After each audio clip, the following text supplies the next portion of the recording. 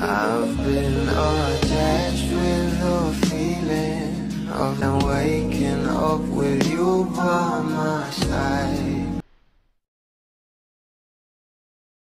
Naman natin na ang Can't Buy Me Love ay hindi nga lang pang teleserye na kung saan ay pwede nga rin itong pang movie dahil sobrang pang world class nga raw sa ganda ang nasabing teleserye ng ating Don Bell na Can't Buy Me Love.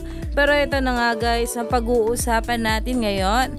Alam naman natin na sobrang success talaga ng pag-launch sa pilot episode pa lang ng Can't Buy Me Love at talaga namang nag-trending at number 1 nga agad ito sa Netflix. At grabe nga rin sa taas ng ratings ng Can't Buy Me Love nang ilabas na nga ito sa primetime bida at mas marami pa ngang mabula ang nakapanood nito at talagang gabi-gabi ngang inaabangan.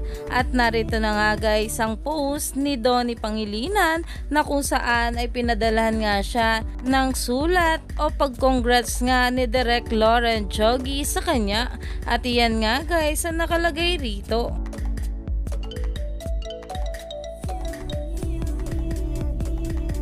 Kahit talaga sino ay talagang nagiging proud nga sa ating Donnie at Bel Mariano.